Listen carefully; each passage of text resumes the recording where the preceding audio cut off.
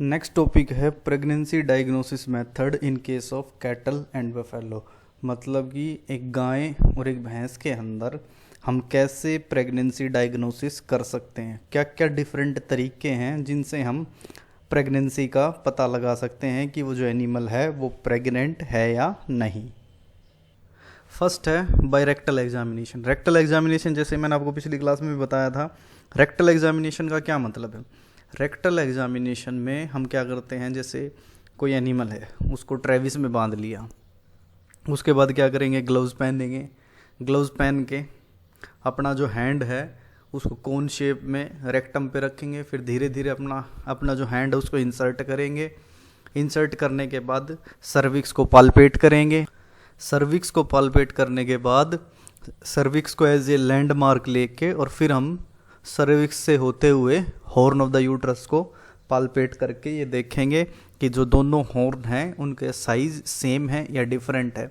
जो non pregnant animal होता है उनमें दोनों हॉर्न का साइज सेम होता है, जबकि in case of pregnant animal एक हॉर्न का साइज जिसके अंदर फीटस है उसका साइज दूसरे हॉर्न से बड़ा हो जाता है। तो ये सब हम किस में करते हैं, इन रेक्टल एग्जामिनेशन में।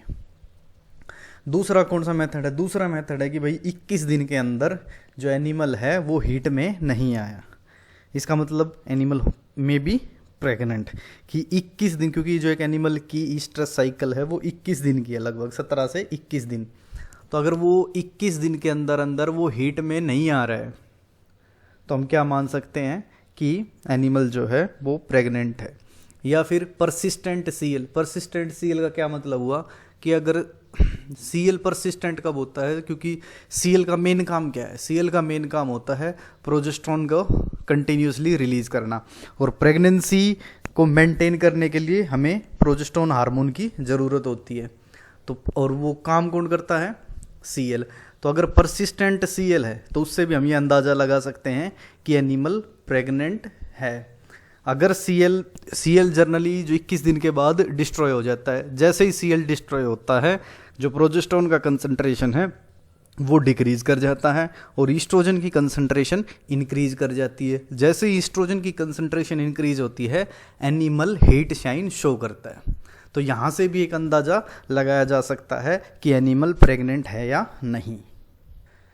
तो अभी तक हमने दो मेथड पढ़े हैं, एक रेक्टल एग्जामिनेशन से और दूसरा कि 21 दिन के अंदर एनिमल हीट में नहीं आ रहा है और परसिस्टेंट सीएल है। तो ये दो तरीके हो गए प्रेगनेंसी डायग्नोसिस के।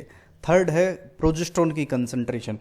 जब प्रोजेस्टेरोन की कंसंट्रेशन हम 21 दिन के बाद ब्लड में देखते हैं तो जो प्रेग्नेंट एनिमल होता है उसके अंदर प्रोजेस्टेरोन की कंसंट्रेशन ज़्यादा मिलती है as compare to non pregnant animal.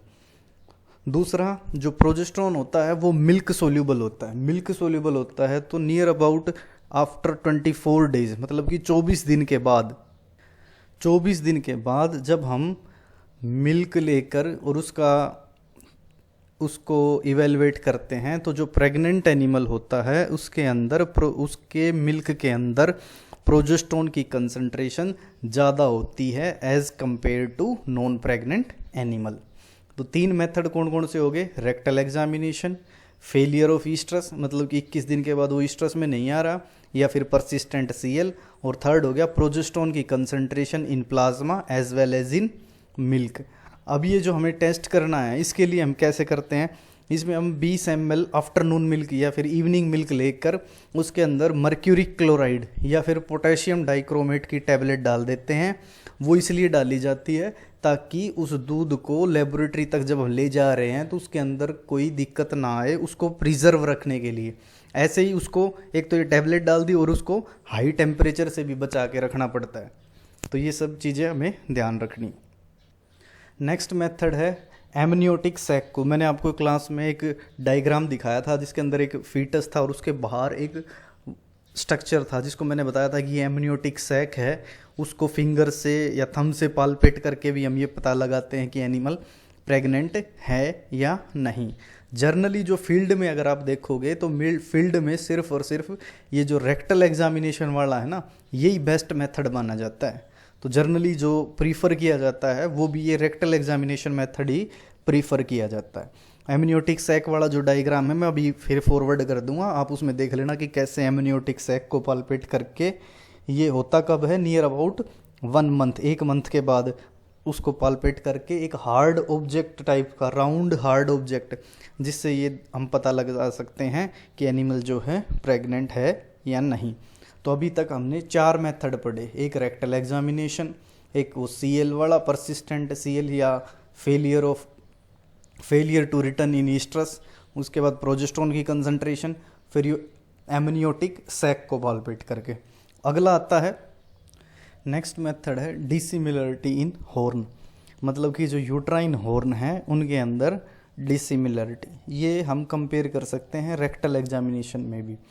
Dissimilarity in horn का मतलब क्या हुआ कि जब एक एनिमल नॉन प्रेग्नेंट, जबकि वो प्रेग्नेंट नहीं होता है, तो उसके जो दोनों यूट्राइन हॉर्न हैं उनका साइज सिमिलर होता है। जब एनिमल प्रेग्नेंट हो जाता है तो जिस हॉर्न के अंदर फीटस का डेवलपमेंट हो रहा है उस हॉर्न का साइज जो दूसरा हॉर्न है उससे बड़ा हो जाता है, तो दोनों के साइज में डिसिमिलरिटी आ जाती है। तो उसको देख के हम ये पता लगाते हैं कि एनिमल प्रेग्नेंट है या नहीं है। उसके बाद होता है कैरेंकल और कोटिलीडन, ये वही कैरेंकल और कोटिलीडन है जो आगे कंबाइन करके क्या बनाते हैं, प्लेसेंटोम्स। जो मैटरनल साइड है उसको कहते हैं कैरेंकल, और जो फीटस साइड है उनको क्या कहते हैं, कोटिलीडन, और ये जब दोनों मिल जाते हैं तब इनको क्या कहते हैं, प्लेसेंटोम्स। ये एक बटन लाइक स्ट्रक्चर होते हैं, बटन लाइक बोल दो या स्मॉल पोटैटो लाइक स्ट्रक्चर, तो उस टाइप का स्ट्रक्चर होता है। इसको पाल्पेट करके भी, ये कब पाल्पेट होंगे, नियर अबाउट 90 डेज, जब 90 यानी 3 मंथ्स।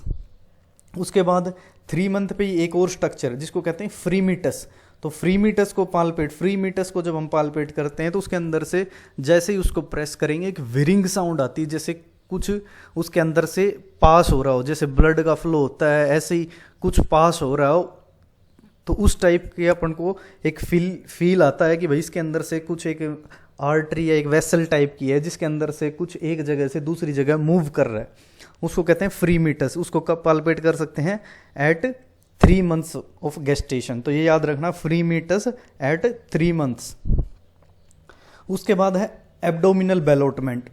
एब्डोमिनल बेलोटमेंट का मतलब हुआ कि जैसे जैसे फीटस का साइज इंक्रीज करता है, जो एब्डोमिनल एरिया है उसका साइज भी धीरे धीरे इंक्रीज करता रहता है, उसको कहते हैं फीटल बेलोटमेंट। जैसे जैसे फीटस का साइज इंक्रीज होगा, जो एब्डोमिनल एरिया है उसका साइज भी इंक्रीज हो जाता है, तो उसको देखकर भी एक अंदाज़ा लग सकता है कि एनिमल प्रेग्नेंट है या नहीं।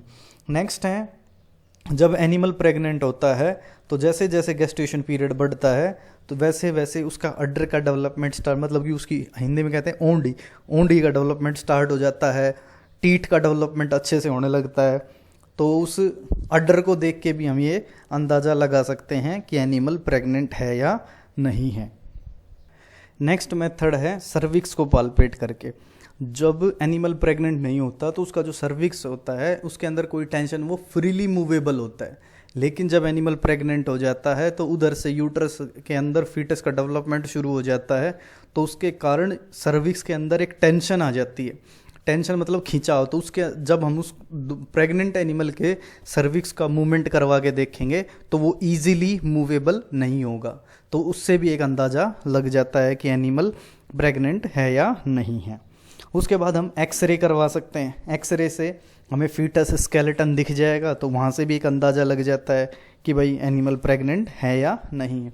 उसके बाद जब 15 से 20 दिन के बाद जो एनिमल है उसका अगर मिल्क लोगे तो उसमें जो कॉन्जुगेटेड ईस्ट्रोजन हार्मोन का लेवल है ना वो हाई मिलता है, जो कॉन्जुगेटेड E2 लेवल हाई, उससे भी हमें एक अंदाज़ा लग जाता है कि भाई एनिमल प्रेग्नेंट है या नहीं है।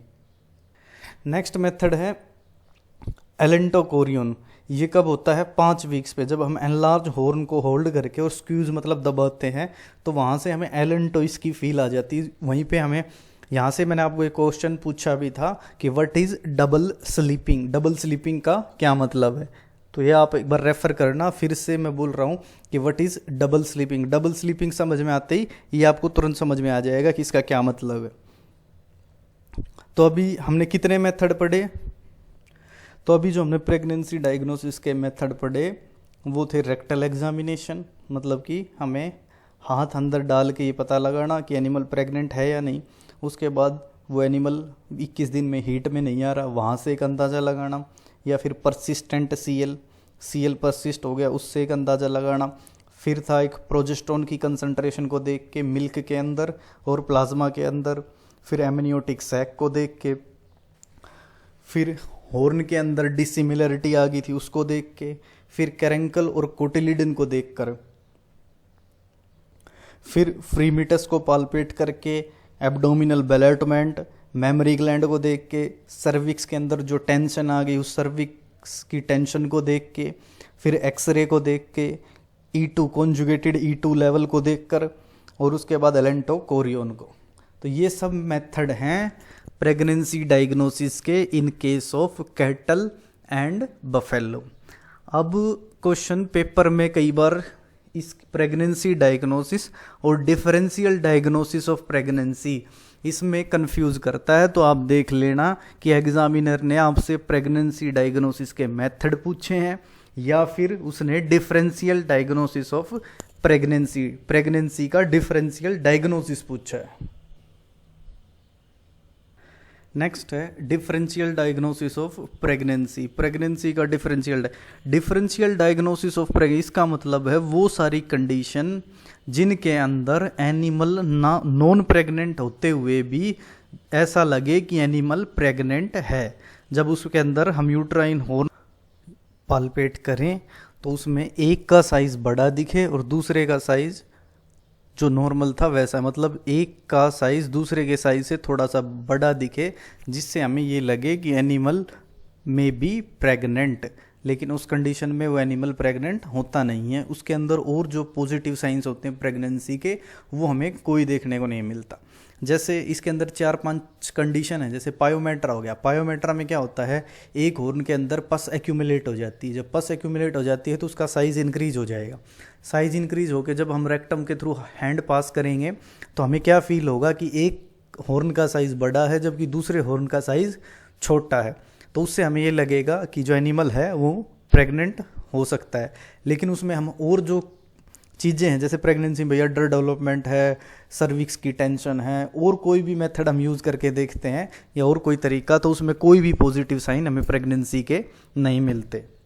ऐसी एक कंडीशन और है हाइड्रोमेट्रा। पायोमेट्रा में जैसे वाटर एक्यूमुलेट हो गया था, ऐसे ही हाइड्रोमेट्रा में वाटर एक्यूमुलेट हो जाती है यूट्राइन हॉर्न में। जब वाटर एक्यूमुलेट हो जाएगा तो उससे क्या होता है कि एक का हॉर्न का साइज बड़ा हो जाता है as compare to another horn, तो उससे भी हमें ये लग सकता है कि एनिमल में बी प्रेग्नेंट। नेक्स्ट आ गया fetal mummification and fetal maceration. इन दोनों का जो डिफरेंस है कि मम्मीफिकेशन क्या होता है, मैसरेशन ये मैंने पहले वाला जो वीडियो बनाया था उसमें क्लियर कट आपको बता दिया है कि difference between mummification and maceration. तो मैसरेशन में मैंने बताया था क्रीपिटेशन साउंड आती है, सिर्फ और सिर्फ बोन बची हुई होती हैं, फाउल स्मेलिंग होता है, एंडोथीलियम उसका डैमेज हो जाता है, जबकि ये सारी कंडीशन मम्मीफिकेशन में नहीं होती। तो अगर मम्मीफाइड फीटस है या मैसरेटेड फीटस है उसके कारण भी साइज इंक्रीज, लेकिन वो ऑलरेडी डेथ हो चुकी होती है ना फीटस की, तो उस कंडीशन में भी ऐसा हो जाता है। उसके बाद अगर ट्यूमर ऑफ ओवरी के अंदर कोई ट्यूमर हो गई या यूट्रस के हॉर्न के अंदर कोई ट्यूमर हो गई जिसके कारण यूट्राइन हॉर्न का साइज बड़ा हो जाता है, तो उससे भी हमें ये लगता है कि जो एनिमल है वो मे बी प्रेग्नेंट। तो याद रखना कि वो आपसे डिफरेंशियल डायग्नोसिस ऑफ प्रेगनेंसी पूछ रहा है या आपसे प्रेगनेंसी डायग्नोसिस के मेथड पूछ रहा है। अगर 5 नंबर में आता है question pregnancy diagnosis method in case of cattle and buffalo, तो वो आपको जो 10-12 पॉइंट मैंने बताए हैं ये सारे पहले सीक्वेंस में लिखने हैं कि pregnancy diagnosis can be done by following veg. फिर ये जब 7, 8, 10 ही पॉइंट आप लिख दोगे उसके बाद जो स्पेस बचता है उसमें आपको थोड़ा थोड़ा इन सब के बारे में बताना है। उसके बाद अगर डिफरेंशियल डायग्नोसिस पूछा है तो याद रखना डिफरेंशियल डायग्नोसिस में ये सब आएगा, pyometra, hydrometra, mummification, maceration, tumour of ovary, tumour of uterus. तो याद करके ये ध्यान रखना कि एग्जामिनर आपसे प्रेगनेंसी डायग्नोसिस मेथड पूछ रहा है या डिफरेंशियल डायग्नोसिस ऑफ प्रेगनेंसी पूछ रहा है। पिछली बार भी ऐसा ही हुआ था, उसने ईस्ट्रस साइकिल और ईस्ट्रस फेज वो पूछी थी, तो बच्चे इसका उसमें लिख के आए थे और उसका इसमें, वो कपिल सर ने मेरे को बताया भी था। तो इस बार थोड़ा सा ध्यान रख के ये देखना कि एग्जामिनर पूछ क्या रहा है।